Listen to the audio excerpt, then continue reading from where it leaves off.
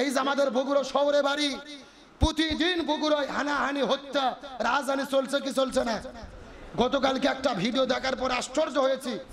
আমাদের বগুড়া দত্তবাড়ি, ওখানে শতাব্দী filling station, ওখানকার কেশিয়ার ইকবাল সাহেব ঘুমাচ্ছিলেন, তার সহকর্মী এসে ঘুমন্ত মানুষের মাথায় হাতুড়ি দিয়ে 15 সেকেন্ডে 23টে বাড়ি দিয়ে প্রকাশ্য দেবালোকে হত্যা করে বিদায় করে দিলেন। যেই ভিডিও দেখার পরে হার্টবিট যাদের দুর্বল আছে সে সহ্য করতে পারবে না। এত লোহমর্ষ মর্মান্তিক ঘটনা, মানুষ হয়ে মানুষকে, ঘুমন্ত মানুষকে হাতুড়ি দিয়ে পিটাইয়া বিদায় করে দিচ্ছে। আমরা যদি কোরআনের শাস্তি কায়েম করতে পারতাম, কুতিবা আলাইকুমুল কিসাস, জীবনের পরিবর্তে জীবন, হাতের পরিবর্তে হাত, পায়ের পরিবর্তে পা, কোরআনের আইন দিয়ে যদি জমিনে বিচার করা যেত, এই রকম হত্যা আর অশান্তি বাংলাদেশে চলতো না। আজকে যাকে হত্যা করা হয়েছে এ তো নিশ্চিন্তে ঘুমিয়েছিল, যে আমার সহকর্মী, আমার বন্ধু, সে তো আছেই, সে কিন্তু জানতো না যে আমার সেই বন্ধুটাই আমার জীবনের সবচেয়ে বড় শত্রু। মানুষ হয়ে মানুষকে কিভাবে হত্যা করে। আল্লাহর কোরআন বলেছেন উলাইকা কাল আনাম, এরা হলো পশু, বালহুম আদল, যারা শুধুমাত্র পশু নয়, যাদের মধ্যে কোরআন হাদিসের জ্ঞান থাকে না, নীতি নৈতিকতা থাকে না, এরা হলো পশুর চাইতেও নিকৃষ্ট। আজকে মানুষে মানুষকে হত্যা করতেছে, কত আজানি হত্যা, চুরি ডাকাতি বাংলাদেশে চলতেছে, ছিনতাই চলতেছে। আমি পরিষ্কার করে বলতে চাই, যদি সব কিছুকে দূরীভূত করে শান্তি কায়েম করতে চাই, কিসের নীতি জমিনে কায়েম করতে হবে? আর একটু জোরে বলেন। আর রাসূলের মূল মিশন এবং ভীষণ ছিল এই জমিনে কোরআনকে বিজয়ী করা। কিন্তু বাংলাদেশের কিছু কিছু নেতা বক্তব্য দেয় যে কোরআনের সাথে রাজনীতির কোনো সম্পর্ক নাই। এরকম বক্তব্য শুনছেন না? যে আমরা শরিয়া আইনে বিশ্বাস করি না। আমার কথা পরিষ্কার, যারা বলবে কোরআনের সাথে রাজনীতির সম্পর্ক নাই, আমি মনে করি এদের সাথে কোরআনের কোনো সম্পর্ক নাই। আর যারা বলবে শরিয়া আইন বিশ্বাস করি না, শরিয়া আইন মানে হলো কোরআনের আইন, হাদিসের আইন, এমন কথা যারা বলে এরা কখনো ইমানদার হতে পারে না, এরা টাটকা কাফের, এতে কোনো সন্দেহ নাই। কারণ আল্লাহর কোরআন বলেছেন সূরা মাইদার 44 নম্বর আয়াত, ওয়ামাল্লাম ইয়াকুম বিমা আনজালাল্লাহু ফাউলাইকা হুমুল কাফিরুন, যারা কোরআন দিয়ে বিচার ফায়সালা করে না এরা হলো কাফের। পরবর্তী আয়াতে আল্লাহ বলেন ফাউলাইকা হুমুজ জালিমুন, এরা হলো জালেম। পরবর্তী আয়াতে আল্লাহ বলেন ফাউলাইকা হুমুল ফাসিকুন, এরা হলো ফাসিক। যারা কোরআন বিশ্বাস করে না, কোরআন মানে না, এরা কাফের, এরা ফাসিক, এরা জালেম। কার কথা? তাহলে আসুন আমি আপনাদের বুঝাতে চাচ্ছিলাম, রাসূল বললেন দুইটা জিনিস রেখে গেলাম, এক নম্বর কিতাব আল্লাহ, আল্লাহর কিতাব, দুই নম্বর সুন্নাতে রাসূলি, আমি নবী আমার সুন্নাত। এই দুইটা যদি তোমরা আঁকড়ে ধরতে পারো তাহলেই তোমরা সফল কাম হবে, শান্তি এবং মুক্তি পাবে। আপনাদের উদ্দেশ্যে বলতে চাই, রাসূল হাদিস শরীফের মধ্যে বলেছেন আখিরে জামানায় কিয়ামতের আগে আমার একটা মৃত সুন্নাতকে যারা আঁকড়ে ধরতে পারবে, আমি নবী বলে দিলাম আল্লাহ তাদেরকে 100টা গলা কাটা শহীদের সওয়াব দান করবে। কয়টা শহীদ বললাম? কয়টা সুন্নাত আঁকড়ে ধরা লাগবে? তবে শর্ত হলো মৃত সুন্নাত। কি সুন্নাত? এখন আমরা একটু হাদিসের ব্যাখ্যাটা বুঝি, মৃত সুন্নাত কাকে বলে। আচ্ছা বলেন তো, মাথায় টুপি দেওয়া কি? সবাই বলেন মাথায় টুপি দেওয়া কি? এই সুন্নাত কি বাংলাদেশে মরে গেছে না বেঁচে আছে? এই যে আমি টুপি দিয়েছি, আমার দায়িত্বশীল ভাইরা দেয় নাই, আবার ওই ভাই টুপি দিছে, আপনারা দেন নাই, তার মানে বোঝা গেল একেবারে মরিয়ে যায়নি। আচ্ছা বলেন তো, মুখে দাড়ি রাখা কি? এই সুন্নাত কি মরে গেছে? কেউ দাড়ি রাখে, কেউ রাখে না, তার মানে এখনো বেঁচে আছে।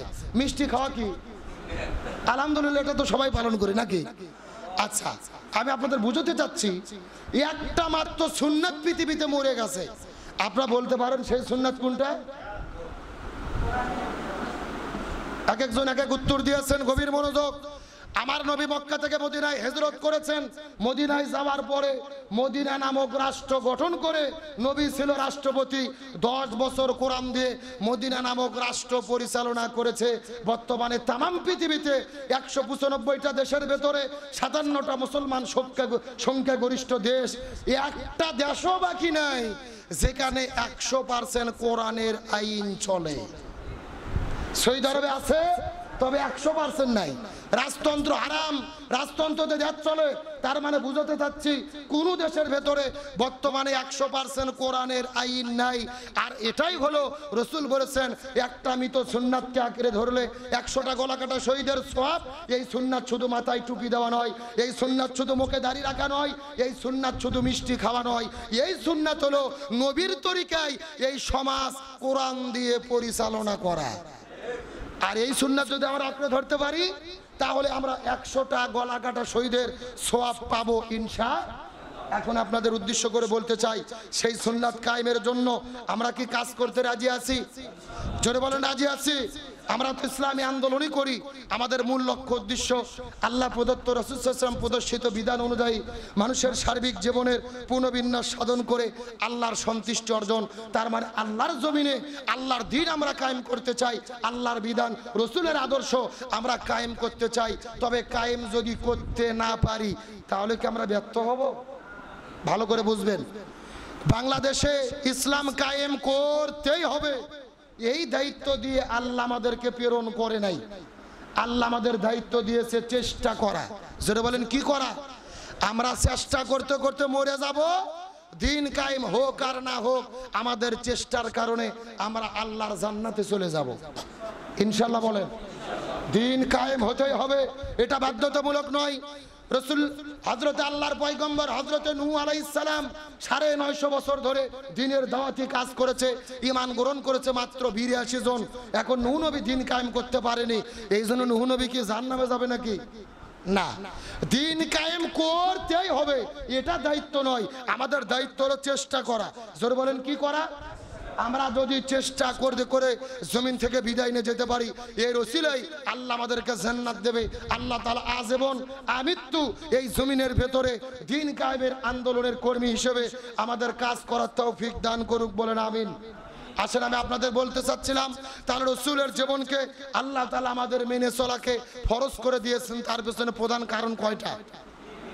1 নম্বর শ্রেষ্ঠ আদর্শ, 2 নম্বর শ্রেষ্ঠ চরিত্র, 3 নম্বর সর্বশ্রেষ্ঠ রহমত। এই 3টা কারণে আপনার জন্য আমার জন্য রসুলের জীবন মেনে চলা ফরজ। এখন রসুলের জীবন আমরা কি পরিপূর্ণ জীবনে মানতে রাজি আছি? যেই রকম রসুলের তরিকায় আমরা মাথায় টুপি দেবো, মুখে দাড়ি রাখবো, ব্যক্তি, পরিবার, সমাজ, রাষ্ট্র, রান্নাঘর থেকে শুরু করে সংসদ পর্যন্ত, জন্ম থেকে শুরু করে মৃত্যু পর্যন্ত সকল জায়গায় রসুলের আদর্শ মেনে চলতে আমরা কারা কারা রাজি? ছোট্ট করে একটু হাত তুলে দেখাই। লিল্লাহি তাকবীর। হাত নামান। আল্লাহ তাআলা আমাদের সকলকে রসুলের জীবনের আদর্শগুলো সকল অবস্থায় মেনে চলার তৌফিক দান করুক। সকলে বলেন আমিন। এখন আমি আপনাদের মধ্যে সংক্ষিপ্তভাবে মেসেজ দিতে চাই, রসুলের পুরো জীবনের ভেতরে আমাদের অনুসরণ করণীয় ব্যাপারগুলো কি কি। রসুলের পুরো জীবনই আমাদের জন্য অনুসরণযোগ্য, তবে রসুলের জীবনে প্রধানত 10টা শিক্ষা রয়েছে। জোরে বলেন কয়টা? আমি 10টা শিক্ষার কথা বলে আলোচনা শেষ করে দেব। রসুলের জীবনে প্রধানত 10টা শিক্ষা রয়েছে, যেগুলো শিক্ষা আমাদের পরতে পরতে জীবনে মেনে চলতে হবে।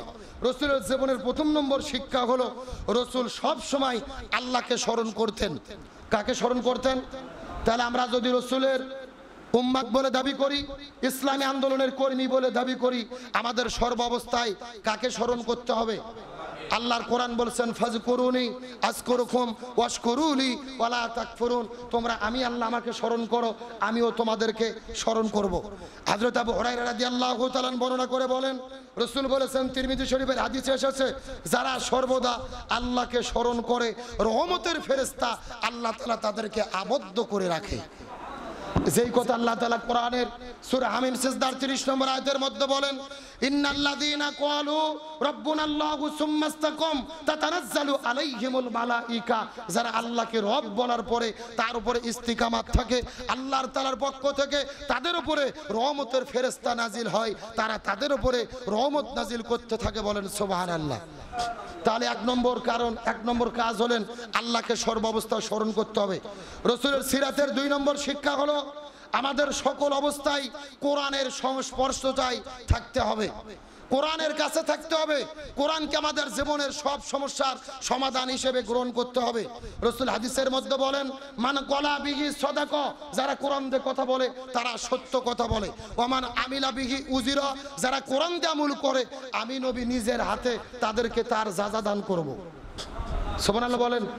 রাসূল তারপরে বলেন, ওমান হাকামা বিহি আদিলা, কোরআন দিয়ে যারা বিচার করে তারাই ন্যায় বিচার করে। ফামান তাবিয়া হুদা, যে কথা আল্লাহ কোরআনের মধ্যে বলেছেন যে আল্লাহ তাআলা তাদেরকে হেদায়েতের উপরে রাখবে। মান কলা বিহি সাদাকা, ওমান আমিলা বিহি উজরা, ওমান হাকামা বিহি আদিলা, ওমান দাআ ইলাইহি হাদা ফাকাদ হুদিয়া ইলা সিরাতিম মুস্তাকিম।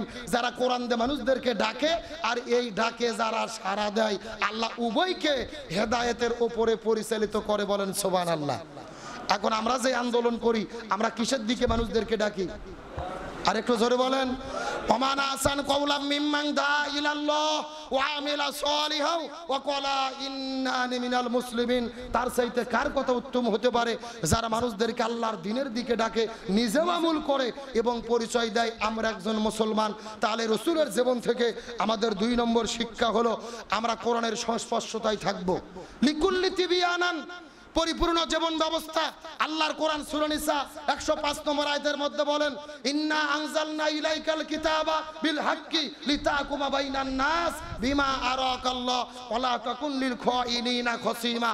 আমি আপনার প্রতি কোরআন নাজিল করেছি এই কিতাব দিয়ে আপনি সব সমস্যার সমাধান করেন, যদি সেটা না করেন, খিয়ানত করলে আপনি ক্ষতিগ্রস্ত হবেন। Islam is not only religion but also complete code of life. ইসলাম শুধু নামে ধর্ম নয়, পরিপূর্ণ জীবন ব্যবস্থা কে করে দিয়েছেন। আর আল্লাহর কোরআন বলেছেন, ওয়ামাইয়াবতাগি গায়রুল ইসলামি দীনান ফালা ইউকবালা মিনহু ওয়া হুয়া ফিল আখিরাতি মিনাল খাসিরিন। ইসলাম বাদ দিয়ে যদি কেউ ব্যবসা করে, ওই ব্যবসা আল্লাহ কবুল করবে না। ইসলাম বাদ দিয়ে যদি কেউ চাকরি করে, ওই চাকরি আল্লাহ কবুল করবে না। ইসলাম বাদ দিয়ে যদি কেউ রাজনীতি করে, ওই রাজনীতিও আল্লাহ কবুল করবে